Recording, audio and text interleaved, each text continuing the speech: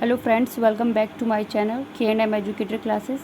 Friends, कल हमने 9th का जो NCERT बेस्ड है आपका साइंस का सिलेबस, तो वो डिस्कस किया था, जिसमें मैंने फिज़िक्स, केमिस्ट्री और बायो के जो जो टॉपिक हैं, जो चैप्टर हैं यूनिट वाइज, उसको बताया था। तो आज हम स्टार्ट कर रहे हैं बायोलॉजी से। तो बायोलॉजी में जो आपका पहला चैप्टर है, पहली यूनिट है, वो है आपकी the fundamental unit of life, जीवन की मौलिक इकाई, जिसको बोलते हैं हम कोशिका या फिर सेल। ठीक है, तो हम इसके बारे में फर्स्ट यूनिट के बारे में डिस्कस करेंगे। इसमें इम्पॉर्टेंट क्या है, सबसे पहले बायोलॉजी पढ़ने से पहले हमें ये जानना ज़रूरी है कि सेल यानी कि कोशिका होती क्या है, कोशिका कहते किसे हैं। तो हमारे शरीर जिस यूनिट से मिलकर बना है उसको हम कोशिका या सेल कहते हैं। जिस तरीके से एक मकान बनाने के लिए ईंट जो है वो सबसे छोटी यूनिट होती है। एक मकान अगर आप बनाएंगे तो सबसे छोटी यूनिट क्या है, ईंट। बहुत सारी ईंट्स मिलकर ही आपका रूम बनता है और बहुत सारी रूम्स मिलकर एक आपका घर बनता है। उसी तरीके से अगर पूछा जाए कि मकान की जो यूनिट है वो क्या है, तो हम बोलेंगे ईंट। उसी तरीके से हमारे शरीर, हमारी बॉडी की जो यूनिट है वो है आपकी सेल यानी कि कोशिका। तो इसको जानना बहुत ज़रूरी है। इसमें कोशिका का सबसे पहले है आपका फर्स्ट क्वेश्चन बन सकता है कि स्टडी ऑफ सेल यानी कि कोशिका का अध्ययन क्या कहलाता है, तो उसको बोलते हैं हम साइटोलॉजी, मतलब कि कोशिका विज्ञान। ठीक है, स्टडी ऑफ सेल, साइटोलॉजी, कोशिका विज्ञान। यहाँ पर हम दोनों ही लैंग्वेज यानी कि बाइलिंगुअल में बात करूँगी मैं, इंग्लिश मीडियम और हिंदी मीडियम, जिससे अगर किसी को हिंदी में दिक्कत है तो वो इंग्लिश में समझ सकता है, और किसी को इंग्लिश में नहीं आता समझ में तो वो हिंदी में समझ सकता है। अगला आपका क्वेश्चन बन सकता है कि डिस्कवरी यानी कि खोज, कोशिका की खोज किसने की, तो वो है आपका रॉबर्ट हुक। रॉबर्ट हुक एक साइंटिस्ट थे, एक अंग्रेजी साइंटिस्ट थे, जिसने 1665 यानी कि 1665 में कोशिका की खोज की। अब यहाँ पर दो क्वेश्चन बनते हैं कि कोशिका की खोज किसने की, तो आप बोलेंगे कि रॉबर्ट हुक ने। पर वो कोशिका थी नॉन लिविंग, मतलब कि डेड सेल। वो कैसी थी कोशिका, डेड थी, यानी कि निर्जीव थी वो कोशिका। निर्जीव कोशिका की खोज किसने की, तो आप बोलेंगे रॉबर्ट हुक ने। ठीक है, अगला क्वेश्चन है डिस्कवरी ऑफ लिविंग सेल यानी कि सजीव कोशिका की खोज किसने की, तो वो है आपका एंटोनी वॉन लीeuwenhoek ने 1674 में पॉन्ड वाटर यानी कि जो तालाब का जल था उसमें उन्होंने बैक्टीरियाज देखे और यूनिसेलुलर ऑर्गेनिज्म देखे। तो तब उन्होंने एंटोनी वॉन लीeuwenhoek को लिविंग सेल्स की खोजकर्ता के नाम से जाना जाता है। अब यहाँ पर जो रॉबर्ट हुक थे उन्होंने नॉन लिविंग सेल की खोज तो कर दी, लेकिन उन्होंने वो खोज कैसे की, उन्होंने एक माइक्रोस्कोप बनाया, एक सूक्ष्मदर्शी बनाया, और उसमें उन्होंने जो बोतल है, बोतल की कॉर्क्स की एक छोटी सी स्लाइड ली और उसको माइक्रोस्कोप में, सूक्ष्मदर्शी में, संयुक्त सूक्ष्मदर्शी में अध्ययन किया, देखा। तो वो जो माइक्रोस्कोप उन्होंने बनाया था वो 42 टाइम्स, किसी भी वस्तु को 42 टाइम्स बड़ा करके दिखाता था। तो इस तरीके से उनको इस माइक्रोस्कोप में एक क्या कहते हैं, हनी बीज जो होती हैं, मधुमक्खी के जो छत्ता होता है, इस तरीके से उनको स्ट्रक्चर दिखाई दिए। तो उन्होंने उसको बोला सेल्यूला। ठीक है, और तभी से बाद में वो वर्ड सेल के नाम से, कोशिका के नाम से जाना जाने लगा।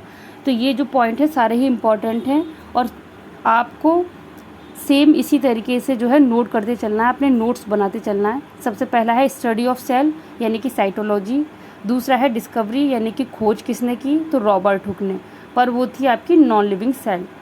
नेक्स्ट क्वेश्चन बनता है कि डिस्कवरी ऑफ लिविंग सेल, कोशिका, सजीव कोशिका का अध्ययन किसने किया था, तो वो किया था एंटोनी वॉन लीeuwenhoek ने 1674 यानी कि 1674 में। उन्होंने पॉन्ड वाटर में बैक्टीरियाज देखे और यूनिसेलुलर ऑर्गेनिज्म देखे, तब उन्होंने ये खोज की। अब जब हम कोशिका को समझ लेते हैं तो उसके बाद में एक क्वेश्चन और आता है कि कोशिका सिद्धांत यानी कि सेल थ्योरी जो है वो किसने दी थी। तो साइंटिस्ट हैं यहाँ पर, दो साइंटिस्ट के हमें नाम याद रखने हैं। पहला है आपका मैल्थियस श्लीडन। ठीक है, तो ये आपके साइंटिस्ट जो थे ये थे आपके बॉटनिस्ट यानी कि वनस्पति वैज्ञानिक। मैल्थियस श्लीडन बॉटनिस्ट थे, वनस्पति वैज्ञानिक थे। इन्होंने 1838 में सिद्धांत दिया। इसके एक साल बाद थियोडर श्वान जो थे आपके जूलॉजिस्ट, ये थे आपके जंतु वैज्ञानिक यानी कि जूलॉजिस्ट। तो इन्होंने 1839 में कोशिका सिद्धांत दिया। मतलब कि क्वेश्चन बनता है कि सेल थ्योरी किसने दी, तो आपको दोनों ही साइंटिस्टों के नाम याद रखने हैं। पहला है मैल्थियस श्लीडन और दूसरा है थियोडर श्वान। इनके ईयर्स भी आपको याद रखने हैं, 1838 एंड 1839। तो इन्होंने सिद्धांत दिया। अब इस सिद्धांत में क्या बोला है ये जानना ज़रूरी है, क्योंकि क्वेश्चन आ जाता है कि कोशिका सिद्धांत लिखिए। क्योंकि हम 9th का पढ़ रहे हैं तो हमें क्वेश्चन की भी प्रैक्टिस होनी चाहिए, क्वेश्चन किस तरीके से दिए जाएंगे। तो कोशिका सिद्धांत अगर पूछ लिया जाता है कि कोशिका सिद्धांत लिखिए, तो सबसे पहले तो लिखा जाएगा कि मैल्थियस श्लीडन और थियोडर श्वान ने कोशिका सिद्धांत दिया। अब उस कोशिका सिद्धांत में क्या बोला उन्होंने, तो उसमें सबसे पहला पॉइंट था सभी जीवों का शरीर एक या अनेक कोशिकाओं से बना है। पहला पॉइंट आपको ये याद रखना है कि सभी जीवों का शरीर एक या अनेक कोशिकाओं का से मिलकर बना है। ये कोशिका सिद्धांत का फर्स्ट पॉइंट था।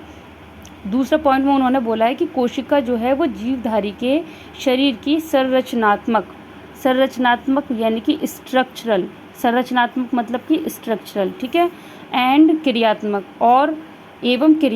यानी कि functional unit of our body. यानी कि जो कोशिका है वो हमारे शरीर की संरचनात्मक और क्रियात्मक इकाई है। इस पॉइंट को यहाँ पर याद रखना है। पहला सिद्धांत में उन्होंने पहला पॉइंट बोला सभी जीवों का शरीर, यानी कि हम सबका जितने भी जीव हैं, जीवधारी, उनका शरीर किससे मिलकर बना है, तो सेल्स यानी कोशिका से मिलकर बना है, क्योंकि ये शरीर की यूनिट है।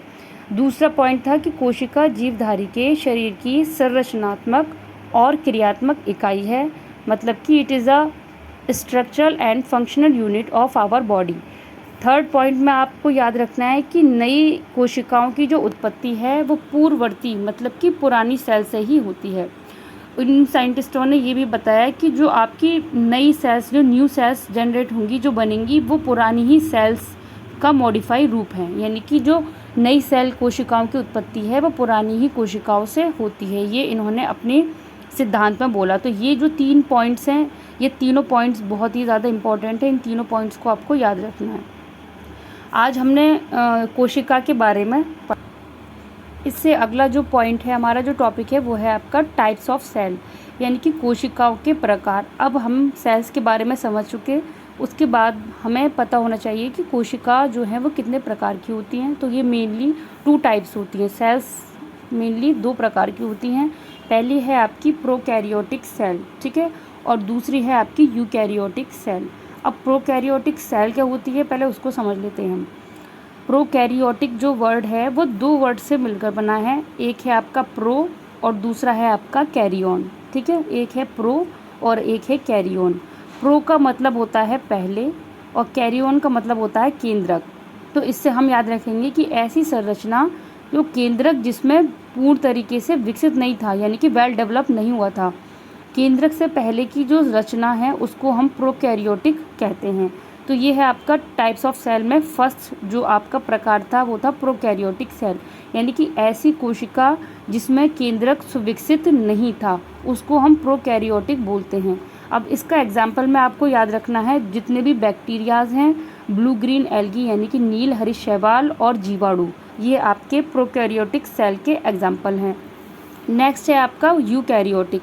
अब यूकैरियोटिक को समझने के लिए भी यूकैरियोटिक को 2 में डिवाइड किया। एक है यू और दूसरा है कैरियन।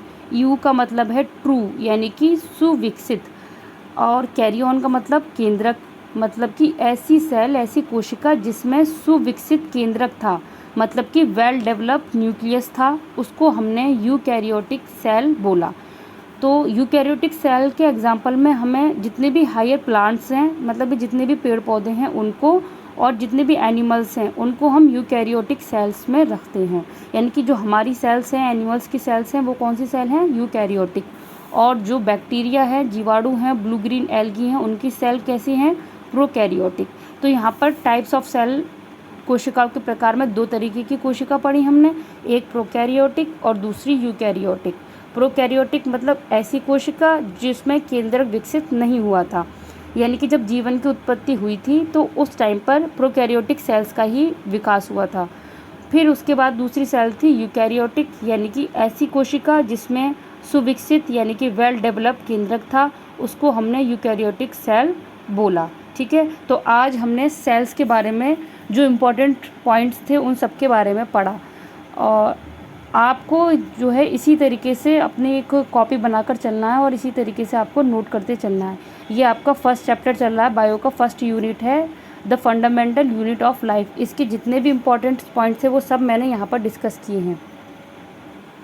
आई होप कि जो भी मैंने आपको बताया वो आपको अच्छे से समझ आया है। अगर आपको समझ आया है और आप आगे भी इसी तरीके से चैप्टर्स को पढ़ना चाहते हैं तो हमारे चैनल को लाइक कीजिए और चैनल को सब्सक्राइब कीजिए। Thank you.